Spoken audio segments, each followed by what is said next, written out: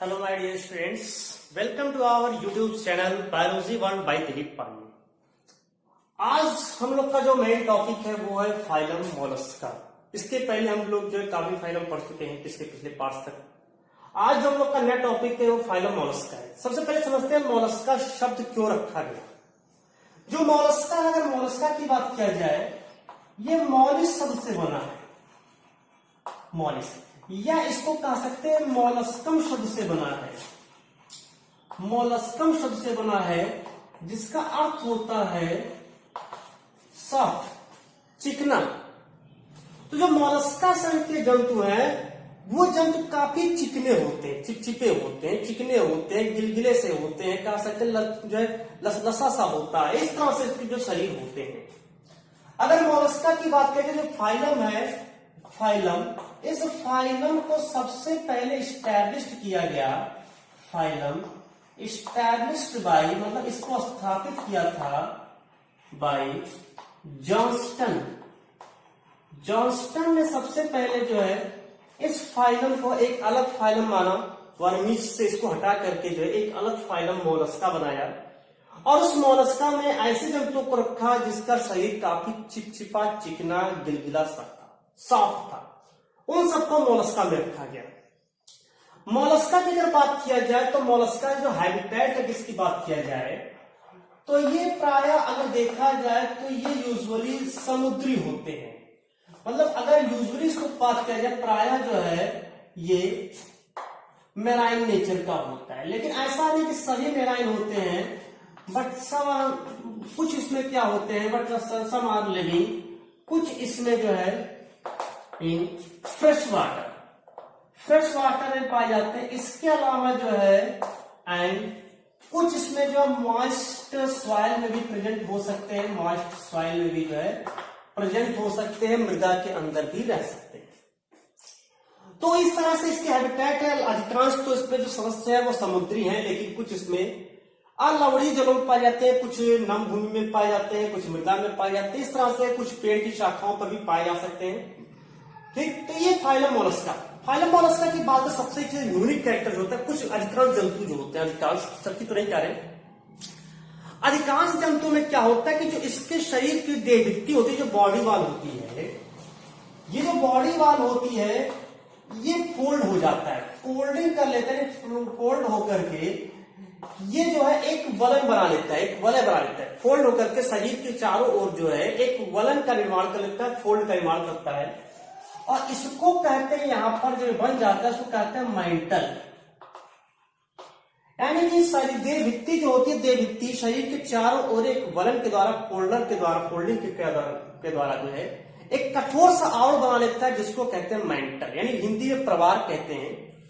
जो मैंटल होता है ये कैल्शिफाइड सेल का स्राव करता है। ये कुछ जंतुओं में कैल्शिफाइड सेल का स्राव करता है। अब बात करते हैं कहां पर, जैसे पाइला देखे होंगे, घोंगा जो होता है, वो घोंगा एक शंख की नुमा संरचना होती है, उसके अंदर बंद होता है। तो जो शंख नुमा संरचना होती है उसे कहते हैं मैंटल, यानी प्रवार कहते हैं। काफी वलित होता है, यानी कि घुमावदार होता है, देहभित्ति से ही बना हुआ रहता है। तो इस संघ के जंतुओं में अगर हम बात करें तो मैंटल यानी प्रवार का पाए जाना एक अनिवार्य गुण है। और इसके अंतर्गत हम लोग शंख का भी अध्ययन करते हैं। शंख भी इसी में आता है, मोती भी इसी में आते हैं, सीपी भी इसी में आता है, बहुत सारी चीजें आते हैं। इसीलिए इसके लिए एक अलग शाखा भी बना दी गई है। इस मोलस्का को जो है एक अलग शाखा माइकोलॉजी में भी इसका अध्ययन करते हैं। अगर शंख के सहित बात करें तो इसको माइकोलॉजी में इसका अध्ययन करते हैं।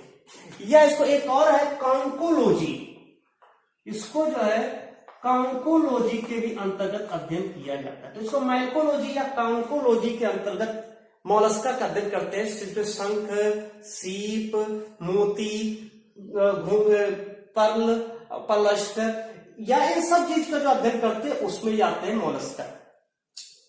अब जो मोलस्का की अगर बात किया जाए तो मोलस्का के अन्य लक्षणों बात सबसे पहला ये। अब देखेंगे, अगर इसको उठा करके देखेंगे तो उसकी सिमेट्री कभी बाइलेटरल नहीं दिखाई पड़ेगी, लेकिन इसको फिर भी बाइलेटरिया में रखा गया है। बाइलेटरल सिमेट्री दिखाई नहीं पड़ेगा। उठा कर देख लीजिए पाइला को उसके जो है शेल के साथ में, तो शेल के साथ में देखेंगे तो वो कभी भी बायलेटरल नहीं दिखाई पड़ेगा, लेकिन फिर भी इसको बायलेटरल माना जाता है। क्यों? क्योंकि ये मूलतः बायलेटरल ही होता है। मूलतः यह जो है ये बायलेटरल सिमेट्री में होता है। मतलब इसकी जो है अगर हम बात करें, इसकी जो शिशु प्रावस्था होती है बायलेटरल सिमेट्री में होती है, जो लार्वा स्टेज होती है, लार्वा स्टेज। लेकिन अगर हम बात करें कि इसके एडल्ट स्टेज, तो इसका एडल्ट स्टेज होता है, वो एडल्ट स्टेज जो है वो एसिमेट्रिकल होता है, एसिमेट्रिकल होता है। लेकिन चूंकि जीवन के किसी न किसी अवस्था में बाइलेटरल सिमेट्री आता है, इसीलिए इसको जो है बाइलेट्रिया में रखा गया है। ठीक। इसके अलावा अगर हम बात करें कि इसमें चलने के लिए, तैरने की, मान लेते सुरंग खोदने के लिए, बिल खोदने के लिए, अपने लिए बनाना बिल जिसमें रह सके, तो इसके लिए इस पर एक मांसल पाद पाया जाता है। यानी एक जो है काफी जो है फ्लैशी फूड प्रेजेंट होता है, पाया जाता है। इसको कहते हैं पोडियम। तो पोडियम क्या करता है? इसके लोकोमोशन में सहायक करता है, मतलब इसमें गमन में सहायक करता है पोडियम। पोडियम प्रेजेंट होता है जिसके लोकोमोशन में सहायक होता है। काफी मांसल पाद होता है, मांसल पैर जो है इसमें प्रस्थित होते हैं। ये जो मांसल पैर होते हैं ये क्यूटिन का यानी क्यूटिकल का बना हुआ होता है। क्यूटिकल का बना हुआ जो है इसमें मांसल पाद उपस्थित होते हैं। इसमें अगर डाइजेस्टिव सिस्टम की बात करें तो डाइजेस्टिव सिस्टम इसमें वेल डेवलप्ड होता है। डाइजेस्टिव सिस्टम की बात करें तो डाइजेस्टिव सिस्टम जो है वो वेल डेवलप्ड होता है, डेवलप होता है। तो ये जो डाइजेस्टिव सिस्टम होता है, इस डाइजेस्टिव सिस्टम में ये भी ध्यान है कि इसमें जो है डाइजेस्टिव एंजाइम या डाइजेस्टिव ग्लैंड्स पाए जाते हैं। डाइजेस्टिव ग्लैंड्स प्रेजेंट होता है। ये डाइजेस्टिव ग्लैंड क्या होता है? लीवर इसमें पाए जाते हैं। लीवर, एक लीवर इसमें प्रेजेंट होता है और साथ साथ में इसमें डाइजेस्टिव एंजाइम भी पाए जाते हैं। प्लस इसमें जो है जो डाइजेस्टिव एंजाइम होते हैं वो भी इसमें जो है पाया जाता है। इस तरह कह सकते हैं कि ये जो होता है ये जो है डाइजेस्टिव सिस्टम इसमें वेल डेवलप्ड होता है। इसके अलावा भोजन को चबाने के लिए, अगर हम बात करें भोजन को चबाने के लिए, चर्निंग के लिए बात करें तो इसमें भोजन को चबाने के लिए एक विशेष अंगमुख गुहम पाया जाता है। तो जो बक्कल कैविटी होते हैं उसमें जो है भोजन को चबाने के लिए अगर बात करें तो वहां पर एक रेडुला नामक विशिष्ट अंग पाया जाता है। ये रेडुला जो होता है, रेडुला भोजन को चबाने का काम करता है। तो ये यहाँ पर रोडेट का काम करता है, कुतरने का, भोजन को चबाने का काम करता है रेडुला। जैसे हम लोग टीथ पाया था वैसे इसमें रेडुला प्रेजेंट होता है। इसके अलावा डाइजेस्टिव ग्लैंड में लीवर इसमें प्रेजेंट होता है। फिर इसका डाइजेस्टिव सिस्टम वेल डेवलप माना जाता है। इसके अलावा इसके एक्सक्रीटरी ऑर्गन की बात करें, एक्सक्रीटरी ऑर्गन की बात करें तो इसमें एक्सक्रीटरी ऑर्गन जो होता है ये पेयर्ड मेटानेफ्रीडिया होता है। पेयर्ड मेटानेफ्रीडिया इसका मुख्य उत्सर्जी अंग होता है। पेयर्ड मेटानेफ्रीडिया जोड़ीदार जो है जोड़ीदार जो है मेटा उत्सर्जिका, हिंदी में कहते हैं मेटा उत्सर्जिका। पेयर्ड मेटानेफ्रीडिया इसमें प्रेजेंट होता है जिसके उत्सर्जी अंग के रूप में कार्य करता है। अगर हम इसके जो है सर्कुलेटरी सिस्टम की बात करें, अगर सर्कुलेटरी सिस्टम की बात करें तो इसमें जो सर्कुलेटरी सिस्टम होता है वो ओपन टाइप का होता है। मतलब इसमें सर्कुलेटरी सिस्टम खुले प्रकार का होता है, यानी देह भित्ति के बाद सीधे सीधे रुधिर होता है। रुधिर किसी वाहिनी के अंदर या नलिका के अंदर नहीं पाया जाता है। रुधिर को ले जाने के लिए कोई वाहिनी इसमें नहीं पाई जाती, कोई नलिका नहीं पाई जाती है। तो रुधिर कैसा खुले प्रकार का है, देह भित्ति के बाद सीधे सीधे रुधिर ही मिलेगा। और साथ में इसका जो ब्लड होता है, ब्लड ये यूजुअली कलरलेस होते हैं, प्रायः जो है ये कलरलेस होता है। लेकिन कभी कभी क्या होता है इसमें हीमोसाइन प्रेजेंट होता है, बट समटाइम्स कुछ ग्रंथियों में, बट समटाइम्स इसमें जो है हीमोसाइन पिगमेंट पाया जाता है। तो इस हीमोसाइन पिगमेंट के कारण क्या होता है, जो ब्लड होता है ये ब्लड ब्लू ग्रीन कलर का हो जाता है, नीले हरे रंग का जो है ये हो जाता है। वैसे तो इसका रुधिर रंग नहीं होता, लेकिन कभी कभी जो है कुछ जंतुओं में हीमोसाइन नामक पिगमेंट पाया जाता है जिसके कारण इसका रुधिर जो होता है वो नीले हरे रंग का दिखाई देता है। तो ये इसका जो सर्कुलेटरी सिस्टम होता है। अगर इसके हम रिस्पिरेटरी सिस्टम की बात करें, रिस्पिरेटरी सिस्टम, तो इसका जो रिस्पिरेटरी सिस्टम होता है इसमें भी डेवलप होता है, रिस्पिरेशन कर सकता है। कैसे कर सकता है? एक तो पहले जो है मॉइस्ट स्किन से कर सकता है, और अगर वो जली है तो वो वहां पर जो गिल्स के द्वारा जो है उसमें श्वसन की प्रक्रिया करेगा। तंत्रिका तंत्र भी इसमें वेल डेवलप्ड, तंत्रिका कोशिकाएं इसमें जो है वेल डेवलप्ड होती है। इसमें मुख्य रूप जो है तंत्रिका तंत्र जो होती है पूरी रूप से विकसित अवस्था में उपस्थित होती है। इसके अलावा इसमें अगर हम बात करें रिप्रोडक्शन की, तो रिप्रोडक्शन जो होता है वो सेक्सुअल टाइप का होता है। रिप्रोडक्शन जो होता है वो सेक्सुअल प्रकार का रिप्रोडक्शन यहाँ पर होता है। मेल एंड फीमेल अलग अलग होते हैं। कुछ जंतुओं में हर्माफ्रोडाइट होते हैं, लेकिन यूजुअली जो है अधिकतर जो है मेल एंड फीमेल जो होते हैं वो अलग अलग सेक्सुअल डायमॉर्फिज्म पाया जाता है। नर अलग होता है, मादा अलग होता है।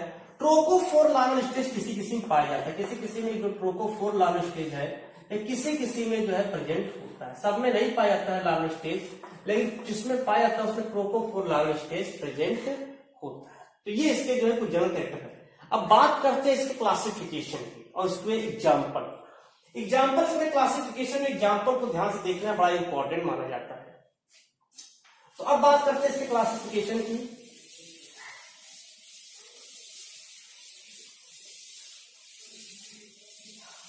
देखिए जो क्लासिफिकेशन क्या है इसका क्लासिफिकेशन, तो ये थोड़ा सा इसमें ज्यादा पढ़ना है। इसमें कुल 7 क्लास डिवाइड है। इसको जो है कुल 7 क्लासेस में डिवाइड किया गया है। जो क्लासिफिकेशन है उस क्लासिफिकेशन की बात करें तो 7 क्लास है। 7 क्लास, सभी 7 क्लास में कौन कौन से जंतु को रखा गया ये इसमें बहुत इंपॉर्टेंट रहता है।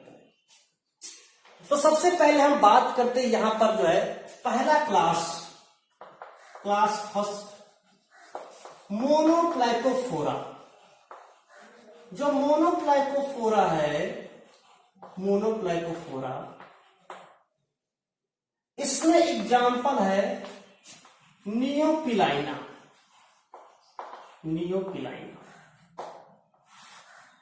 देखिए नियोपिलाइना क्या होता है, इसको भी थोड़ा सा जान लेते हैं। नियोपिलाइना को connective links between Annelida and Mollusca माना जाता है। ये ध्यान रहे, नियोपिलाइना को, इसको जो है कनेक्टिव लिंक बिटवीन एनालिडा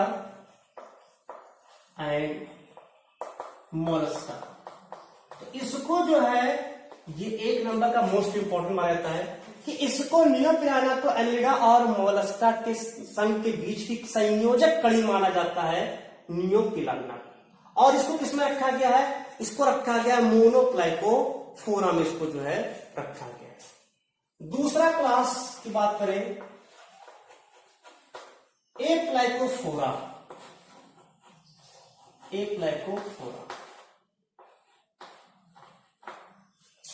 एप्लाइकोफोरा में अगर हम लोग बात करें तो इसमें एग्जाम्पल में नियोमेनिया को रखा गया है। नियोमेनिया को रखा गया है। इसमें लार्वल स्टेज नहीं पाया जाता है, ठीक है, इसमें लार्वल स्टेज नहीं पाया जाता है।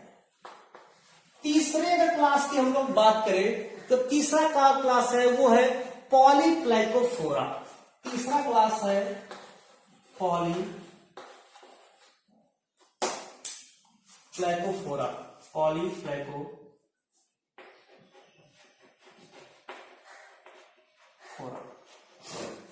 जो पॉलीप्लाइकोफोरा है, अगर इसमें हम बात करें तो जितने भी विभिन्न प्रकार, जितने भी काइटॉन हैं, सभी काइटॉन को इसी में रखा गया है। जितने भी काइटॉन है, चाहे जो भी काइटॉन पढ़ेंगे, सभी विभिन्न प्रकार के काइटॉन को जो पॉलीप्लाइकोफोरा में रखा गया है।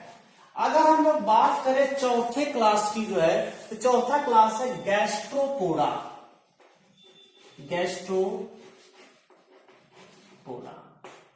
गैस्ट्रोपोडा में अगर हम लोग बात करें तो गैस्ट्रोपोडा में मोस्ट इंपॉर्टेंट याद रहे पाइला, जिसको स्नेल कहा जाता है। पाइला को इसी में रखा गया है। जो पाइला है उस पाइला को इसी में रखा गया है। इसके अलावा जो है टर्बीनेली, जो टर्बीनेला होता है उसको भी इसी में रखा गया है, टर्बीनेला को भी इसी में रखा गया है। तो पाइला जो है, ध्यान रहे कि काफी इंपॉर्टेंट होता है, पाइला पता है, घोंघा वो कहीं पूछा जाता है क्योंकि कोर्स भी है पाइला। तो पाइला जो है एग्जाम जिसपे प्रैक्टिकल कोर्स उसमें रहता है, तो पाइला भी कभी कभी पूछ सकता है कि किस क्लास का है, तो गैस्ट्रोपोडा का सदस्य होता है। इसमें मेन जो पढ़ना है वो किसका सदस्य कौन सा है, मेन हम टॉपिक बताते जाएंगे कौन कौन सा इसमें आता है। अब आते हैं स्कैफोपोडा, क्लास 5वां, स्कैफोपोडा। जो स्कैफोपोडा होता है, स्कैफोपोडा की बात करें तो इसमें जो है डेंटेलियम को रखा गया है। जो डेंटेलियम जंतु है वो इसके अंतर्गत आता है। जो मेन है उसको बता रहे हैं, जो कंपटीशन के लिए पूछे जा सकते हैं कि किस क्लास के अंतर्गत आते हैं, ये सबसे इंपॉर्टेंट होता है, इसमें किस क्लास के अंतर्गत आते हैं, ये चीज यहां पर ध्यान देना है। छठा जो क्लास की अगर हम लोग बात करें, जो छठा क्लास है वो है पेलिसाइपोडा, पेलिसाइपोडा।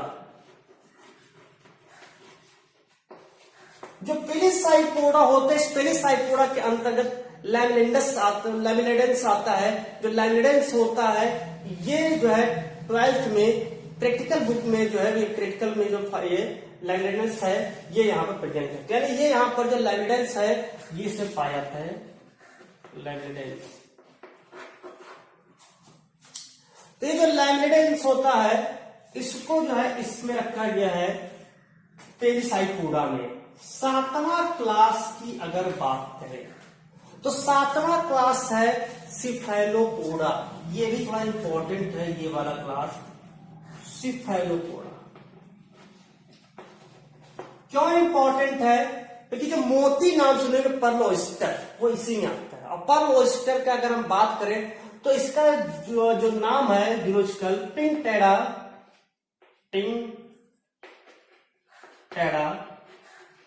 वुल्गैरिस।